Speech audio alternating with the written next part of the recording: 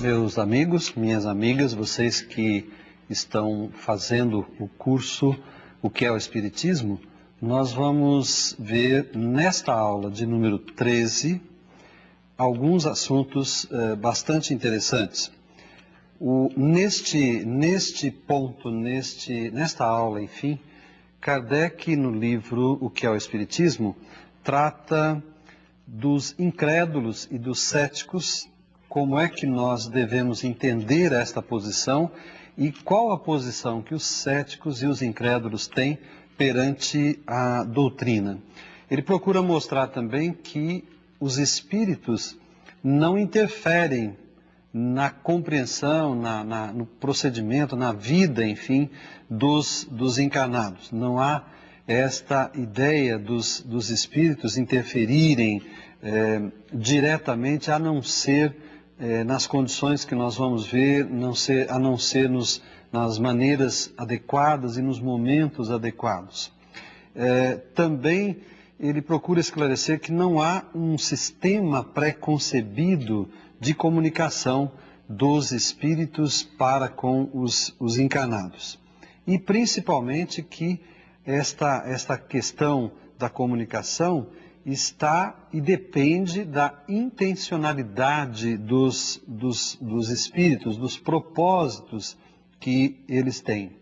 Portanto, não somos nós os encarnados, não serão os céticos, obviamente encarnados, que irão determinar ou que irão dominar a ação dos espíritos. A questão não é nós dizermos para eles o que eles devem fazer e o que eles devem nos esclarecer. Seria contraditório os encarnados exigirem dos espíritos aquilo que os espíritos devem esclarecer para nós. Então, nesta aula de número 13, é importante a gente lembrar que é um pressuposto básico da relação, inclusive, das relações humanas, inclusive, que ninguém tem, entre aspas, que obedecer ninguém. Ninguém está subordinado a ninguém. As ideias, as opiniões, as maneiras de pensar, os raciocínios, enfim, são de cada ser humano, de cada indivíduo, portanto, de cada espírito. E é isto que também está valendo na comunicação dos espíritos com os encarnados. Outra coisa importante é que Kardec chama a atenção para o fato de que os céticos, eles na verdade querem provas, mas eles não teriam, digamos assim, direito a estas provas, porque eles debatem o tema, pedindo esclarecimento, pedindo informação, mas nem sempre eles se mostram dispostos a observar. E todo o conhecimento que vem de um procedimento e de um comportamento científico parte exatamente da observação. E como é difícil estarmos abertos e receptivos para aprendermos, né? Então, este é o painel, vamos dizer assim, geral desta aula número 13, né? Desta aula número 13, em que o livro que é o Espiritismo está tratando dos problemas da comunicação dos espíritos para com os encarnados. E como os encarnados devem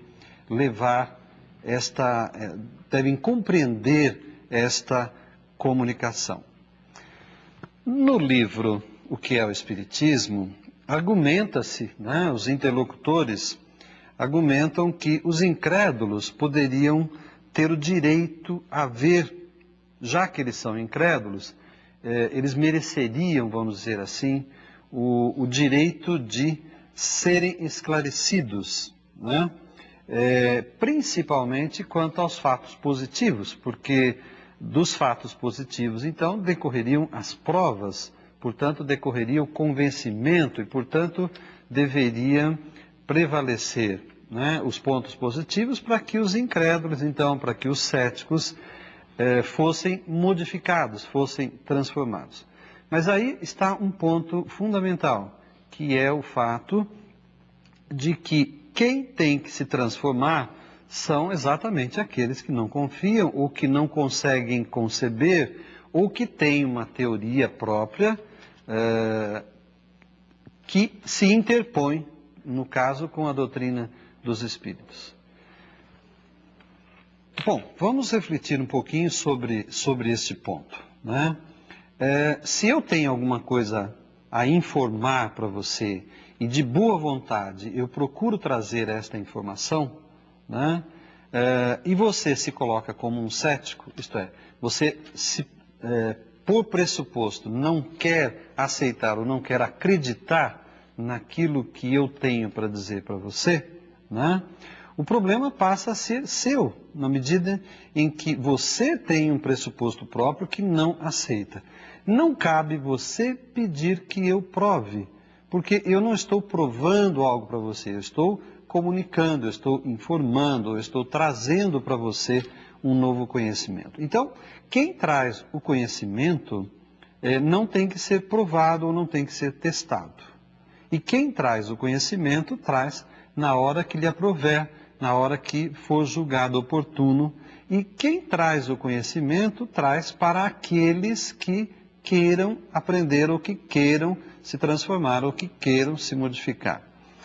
Se você se lembrar, esta costumava ser exatamente a maneira como Cristo se dirigia às pessoas, como se dirigia aos incrédulos, como se dirigia aos fariseus, como se dirigia, enfim, aos doutores da lei, em que ele informava, ele trazia o conhecimento e ficava a critério exatamente dos incrédulos aceitarem as suas explicações.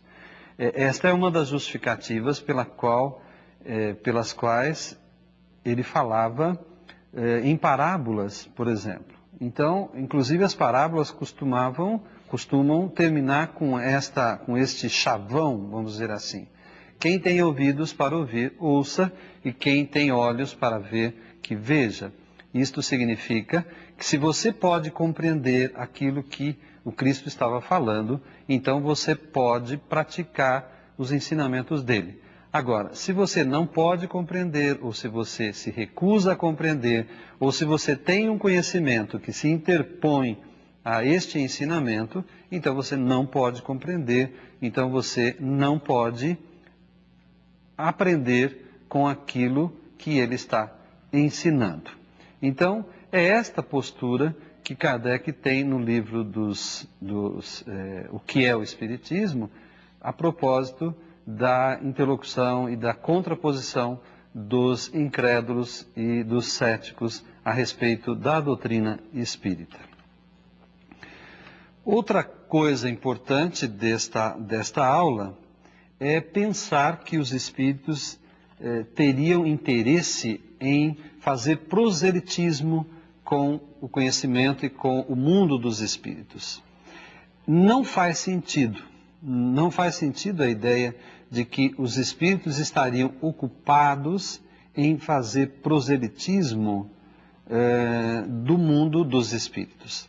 Porque você não precisa, na nossa compreensão aqui humana, de encarnados, você não precisa fazer proselitismo daquilo que é certo, daquilo que é fato, daquilo que simplesmente é como deve ser. Os incrédulos, os céticos, aqueles que não querem acreditar ou não querem conceber essa hipótese, ou que não alcançam este ensinamento, é que devem se preocupar em aprender. E fazer proselitismo, na verdade, é uma intencionalidade bastante, vamos dizer assim, limitada ou até mesmo insegura, quando você precisa arregimentar pessoas para pensar ou para agirem como você. O proselitismo, na verdade, é um convencimento, é uma persuasão.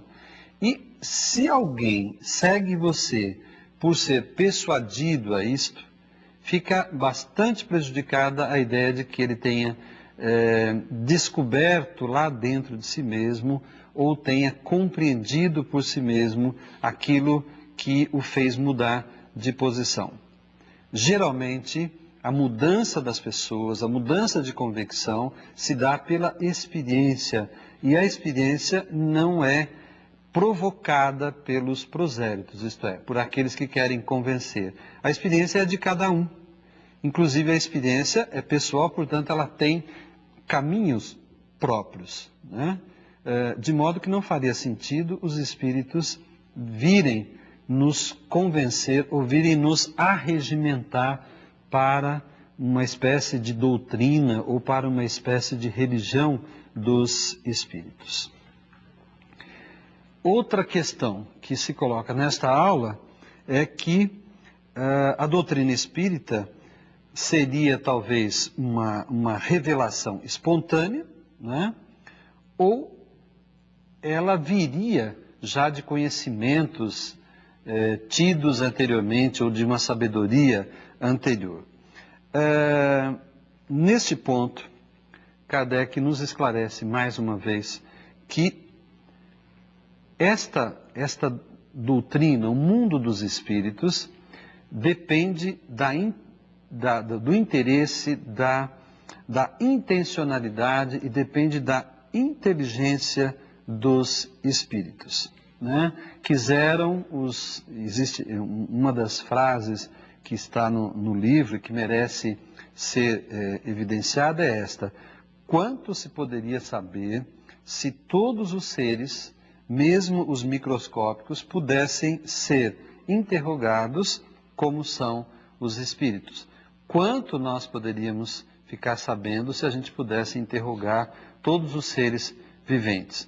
De modo que a doutrina dos espíritos, de modo que as ideias espíritas não vêm exatamente a partir de outras ideias já concebidas. E ela também não levanta hipóteses, porque quando você levanta hipóteses, você ainda precisa de comprovação para essas hipóteses. Não é o caso da doutrina dos espíritos, do mundo dos espíritos, né? O mundo dos espíritos está lá, existente como é, né? Da mesma forma que no plano dos encarnados, nós também acharíamos estranho se uma alma do outro mundo, ou se um marciano descesse e começasse a fazer perguntas sobre a nossa maneira de ser, né? E para a gente fechar este assunto, nós devemos lembrar então uma coisa que Kardec insiste muito no livro O que é o Espiritismo. Kardec nos chama a atenção para o fato de que estudar e compreender o Espiritismo é, antes de mais nada, ou tem-se que ter, antes de mais nada, uma postura de investigação, uma postura de aprendizado, uma postura de abertura, né? E, acima de tudo, de boa vontade. Ele chega a dizer que os incrédulos e os céticos não precisam de fé, mas sim de boa fé. E ir para um conhecimento com boa fé significa você estar bem intencionado, você não estar defendido, né, encouraçado, de você não usar nenhum escudo dos seus conhecimentos, aqueles conhecimentos que você já possui, enfim, de não vir com nenhuma pedra na mão para destruir o ensinamento que vem pela frente. E esta postura parece ser a mais difícil, a mais complicada com relação aos céticos e com relação à facilidade que os espíritos possam ter na comunicação conosco. Um psicólogo argentino chamado Henrique Pichon Rivière, ele diz que aprender é perder a inocência. Então, quando você busca um novo conhecimento, de certa maneira você deve ser inocente. Isto é, o inocente é exatamente aquele que passa pela experiência sem prevenções e sem estar armado com os conhecimentos que já possui. E desta forma, inocente e puro, isto é, inocente e totalmente vulnerável no bom sentido, aberto ao novo conhecimento, é que você está, digamos, com a sua inteligência, com a sua percepção, com o seu raciocínio, inteiramente plástico, isto é, inteiramente suscetível de ser impressionado. Você está como um filme virgem que, recebendo a imagem que entra através da lente da câmera fotográfica, ele é então impressionado pela imagem que vem até o filme. E ele não apresenta nenhuma outra imagem. Se você vai para um novo aprendizado com teorias, prevenções, com ideias já pré-concebidas, você funcionaria como um filme que já foi exposto e vem uma outra imagem e vai se sobrepor àquela. Quando você revelar o filme, você vai ver imagens sobrepostas e seria mais ou menos isso, as suas ideias se sobrepondo, competindo, debatendo com as novas ideias. A postura de quem quer aprender é de inteira abertura, de inteira receptividade.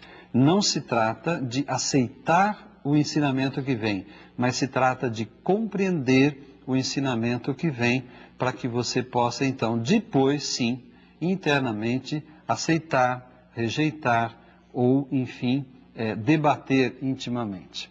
Então, esperando que você aproveite bem os conhecimentos desta aula e que você compreenda bem a reação dos céticos, mas, acima de tudo, como os espíritos têm muito que nos ensinar e depende deles o momento e depende deles estarem nos transmitindo esses conhecimentos. E nós, como necessitando desses ensinamentos, devemos estar abertos e receptivos para isso. Uma boa aula para você e um bom estudo.